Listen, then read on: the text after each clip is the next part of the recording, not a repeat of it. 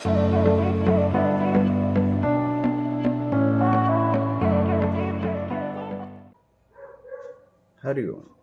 हरिओम, नमो नारायण। सभी को मेरा नमो नारायण, हरिओम। दिवाली की शुभकामनाएं, बहुत बहुत शुभकामनाएं।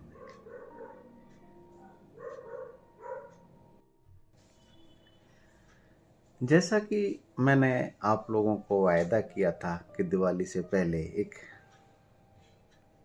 वीडियो बनाऊंगा,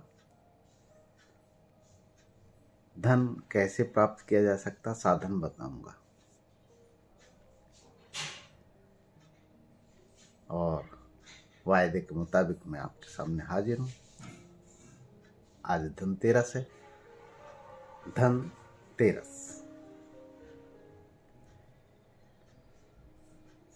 धनतेरस का मतलब गहराई में कुछ और ही उतरता है, परंतु उस गहराई में ना जाकर मैं आप लोगों को यह बता देना चाहता हूं कि जिस प्रकार से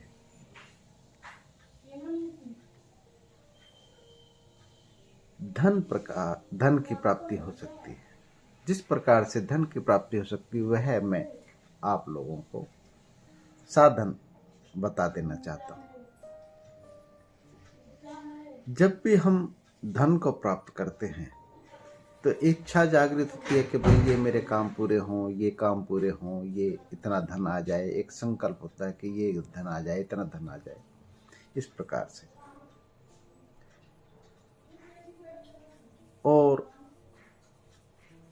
उस इच्छा के अनुसार, उस संकल्प के अनुसार हमारे शरीर में जो घटित होता है वह महत्वपूर्ण सिस्टम घटित होता है कि हम भी अंदर से रूपांतरण होना शुरू हो जाते हैं।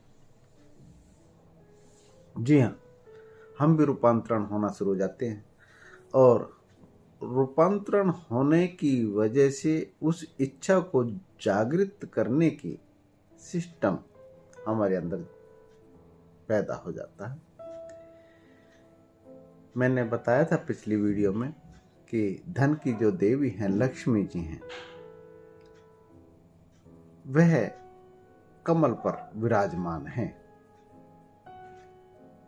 हमारे ऋषियों ने, जिन्होंने भी देवियों को, जितने भी देवताओं के फोटो को बनाया है, चित्रकारों ने बनाया है, वह हजारों साल से चली आ रही हैं और वह एक्चुअल में क्या होना चाहिए, क्या है, यह ध्यान अवस्था में ऋषियों के रिसर्च करने के बाद ही वह प्राप्त हुई हैं। कमल कोई बाहर कीचड़ में कमल हुआ, पैदा हुआ नहीं है। एक्चुअल कमल ही क्यों, गेंदे का फूल क्यों नहीं, विचार करना चाहिए। या कोई और फूल क्यों नहीं, और भी बहुत से अच्छे अच्छे सुंदर सुंदर और बहुत ज्यादा खुशबू वाले फूल होते, परंतु वे नहीं, कमल ही क्यों।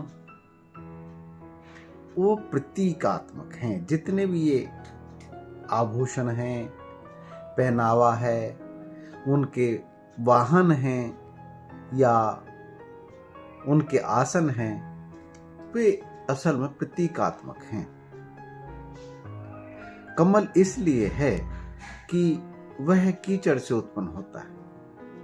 कीचड़ को भी कितने सुंदर पुष्प में बदल देता है, यह जानना चाहिए।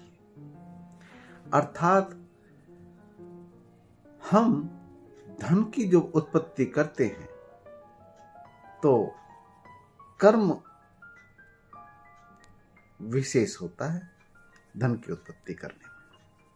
अब किस कर्म से कैसे धन प्राप्त कर रहे हैं, यह महत्वपूर्ण होता है। कर्म क्या करके उत्पत्ति कर रहे हैं, महत्वपूर्ण यह होता है। धन उत्पत्ति होना महत्वपूर्ण नहीं होता।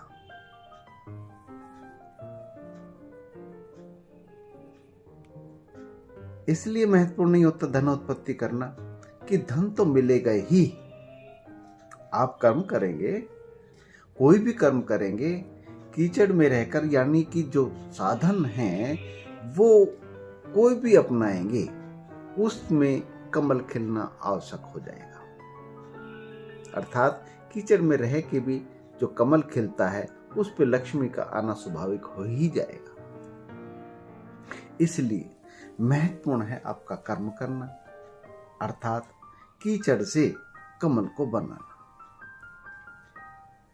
अर्थात कार्य कोई भी हो, पेंट का कार्य हो, मैकेनिक का कार्य हो, वह अपनी मेहनत और लगन और प्रेम से श्रद्धा युक्त होते हुए उसकी उत्पत्ति करना,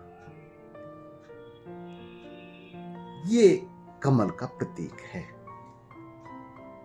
कमल उसका प्रतीक है, ये भी मान लेना चाहिए। तो अर्थात कहने का मतलब ये है कि भाई जैसे भी आप कर्म करेंगे उसकी उत्पत्ति होना स्वाभाविक हो जाती है, उसके फल स्वरूप उसका परिणाम का उत्पन्न होना स्वाभाविक हो जाता है। इसलिए कमल को जागृत करो, सबसे महत्वपूर्ण है कमल को जागृत करो। योगी लोग इस कमल को ध्यान में जागृत करते हैं, साधु लोग इसको ध्यान में जागृत करते हैं। वो किस प्रकार से करते हैं यह मैं आपको बता देता हूं। वह ध्यान में हृदय कमल है, जो जितने भी हमारे 7 चक्र हैं उन पे केंद्रित करके कमल को खिलाते हैं, चक्र को जागृत करते हैं, कुंडलिनी को जागृत करते हैं। कुंडलिनी जागृत होने से क्या होता है, वह ऊर्जा का ज्योत जो है प्रकाश जागृत हो जाता है। और प्रकाश जैसे ही जागृत होता है तो भंवरे की जिस तरीके से कीट पतंगे आके उसमें समाहित हो जाते हैं, इसी प्रकार से इसमें सभी प्रकार के भोग आसक्त हो जाते हैं। इस तरीके से भी उस कमल को देखना चाहिए। योगी इस तरीके से देखते हैं और अपने भ्रिकुटी में ध्यान करने से मस्तिष्क कमल खिल जाता है, यानी कि बुद्धि जागृत हो जाती है। और बुद्धि जागृत होती है अर्थात सरस्वती जागृत होती है, और सरस्वती जागृत होती है तो गणेश की भी उत्पत्ति होती है और श्री गणेश होता है। और लक्ष्मी का आकर यहाँ पर विराजमान होना स्वाभाविक हो जाता है, वो अपने आसन पर ही विराजमान होंगे। इसलिए महत्वपूर्ण है कमल का जागृत होना। भौतिकवाद में जाइए तो आप जो भी मेहनत करेंगे उसमें कमल का खिलना स्वाभाविक हो जाएगा, और कमल खिलता है तो स्वाभाविक हो जाता है उस पे लक्ष्मी का विराजमान होना। इस दोनों क्रियाओं में एक विशेष कार्य होना चाहिए। विशेष कार्य है कि आप ध्यान की अवस्था में उस कमल को जागृत जरूर करें। देखो भौतिकवाद में मैंने देखा है मनुष्य के भी कुबेर हैं, और ज्यादा इसके जो राक्षस गण हैं, जिसके गण राक्षस हैं, उसके भी देवता कुबेर होते हैं। कुबेर तो आ ही जाएंगे, धन आ जाता है, परंतु अगर बुद्धि नहीं आई, बुद्धि सक्रिय नहीं हुई, कमल नहीं खिला, बुद्धि रूपी कमल आपका नहीं खिला, तो फिर उसके साथ साथ विनाश भी जागृत होना स्वाभाविक हो जाता है।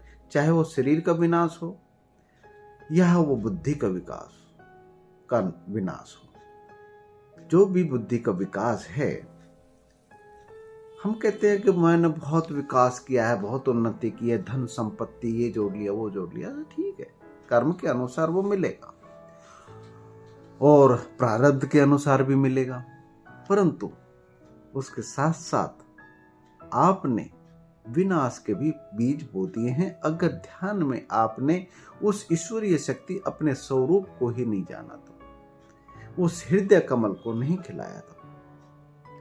इसलिए सबसे महत्वपूर्ण है कि हृदय कमल खिलाना, बुद्धि कमल खिलाना ध्यान के द्वारा, और वहां पर लक्ष्मी का आकर विराजमान होना तो ये स्वाभाविक हो ही जाएगा। महत्वपूर्ण धन की प्राप्ति नहीं होती। धन की प्राप्ति तो हो ही जाएगी अगर आप मस्तिष्क कमल को खिला लेंगे, हृदय कमल को खिला लेंगे, जो भी आपका जहां पर भी ध्यान लगता हो वहां पर खिला लेंगे, उस कमल को वो जागृत कर लेंगे। मैंने देखा है, बहुत से लोगों को जानता हूं मैं, बड़े बड़े साधुओं को जानता हूं जिन्होंने बहुत ख्याति अर्जित की है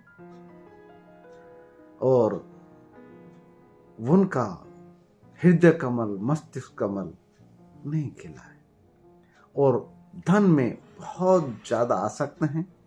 करोड़ों की, अरबों की संपत्तियां हैं उनके पास, परंतु हृदय कमल नहीं खिला है। करुणा उनमें लेस मात्र भी नहीं है। और धन संपत्ति को जोड़ने के लिए व्यापारिक बुद्धि है, भोग बुद्धि है। आज भी वे भोगों में अनुरक्त हैं। इसलिए महत्वपूर्ण हो जाता है कि धन के साथ साथ ज्ञान की देवी सरस्वती भी आई। धन की देवी लक्ष्मी के साथ साथ ज्ञान की देवी सरस्वती भी आई, अर्थात आपका बुद्धि कमल खिले। वो देवी कहीं बाहर आले में आके यहाँ पे नहीं बैठ जाती। लक्ष्मी जी आले में आके, किसी खाने में आके, किसी मंदिर में आके नहीं बैठ जाती। वो आपके मस्तिष्क में ही बैठती है, बाहर कुछ नहीं। सच में जब तक आपके मस्तिष्क में शांति और सौहार्द नहीं है तब तक इनका विराजमान होना असंभव। अगर कहीं से लूटपाट करके गलत तरीके से धन आ भी गया तो वह जो धन है वह अपने वाहन को लेकर आता है, अर्थात उल्लू को साथ लेकर आता है। वह साथ साथ उसी रास्ते चला भी जाएगा। कहते हैं कि गलत तरीके का जो धन है वह नाली के रास्ते चला जाता है। वो क्यों चला जाता है? उसका बेसिक है, वो उल्लू में बैठ के आया, आपकी बुद्धि को उजागर नहीं किया। ठीक, बुद्धि जागृत नहीं हुई है, शांति नहीं है, अशांत मन है। मैंने बहुत ज्यादा नजदीक रहा हूं, परिणाम मैं देखने में आ रहा हूं। उनमें अहंकार जागृत हो जाएगा, बहुत ज्यादा अहंकार जागृत होता है, किसी को कुछ समझते ही नहीं। सच में मुंह पे बहुत प्यारी प्यारी गालियां होती, माई फुट, ब्लेडी फुट अंग्रेजी गाली होती है, बहुत ज्यादा बढ़िया सजा के रखते हैं, उसमें सोने के ताबूत में रखते हैं, निकाल के दे देंगे आपको। खैर जो भी है, मेन ये है कि भाई आपका लक्ष्मी के साथ साथ सरस्वती का आना बहुत ज्यादा जरूरी है। और सरस्वती तभी आ सकती है जब आप ध्यान के द्वारा उस लक्ष्मी को पहचानें, हृदय कमल खिलाएं, उसके साथ साथ करुणा भी जागृत हो जाएगी और बुद्धि भी जागृत हो जाएगी। बुद्धि रूपी कमल को खिलाएं, ध्यान में उसको जागृत करें और अपने पुनर्जन्म के कर्मों के अनुसार जो प्रारब्ध वश आपको मिल रहा है उसका सम्मान करें। तो आज के लिए इतना ही भाई। मैं आपसे फिर से कहूँगा कि दिवाली मुबारक हो, और दिवाली का मतलब जरूर समझें। यह जो दिया जो जलता है, यह अमावस को ही क्यों जलता है? यह अमावस को जलना ही क्यों निश्चित किया गया? पूर्णिमा को क्यों नहीं जलता? उसका बेसिक कारण क्या है यह मैं अगली वीडियो में बताऊंगा। यह जान लेना बहुत जरूरी है कि अमावस को ही क्यों जलता है। आपके पास कुछ पता हो या कुछ भी ज्ञान हो तो वह आप कमेंट्स में लिखें, जिससे कि मैं आगे की वीडियो में उसका भी जिक्र कर सकूं। जो मेरे ज्ञान के अनुसार होगा वो मैं जरूर दूंगा आप लोगों को। तो हृदय कमल को खिलाइए, करुणा साथ साथ जागृत होनी चाहिए। अगर करुणा नहीं है तो ये समझ लो लक्ष्मी को आप उल्लू पर बैठकर बुला रहे हैं।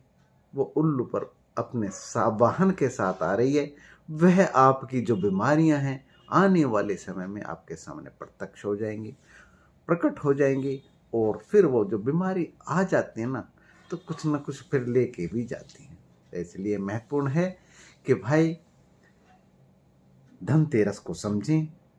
वो तेरस अर्थात 3 जो गुण हैं उसको जरूर समझे, रजोगुण, तमोगुण, सतोगुण। ये 5 कर्मेंद्री, 5 ज्ञानेंद्री, इससे 10 बनता है। और 13 जो है रजोगुण, तमोगुण, सतोगुण, इसको भी समझ लें।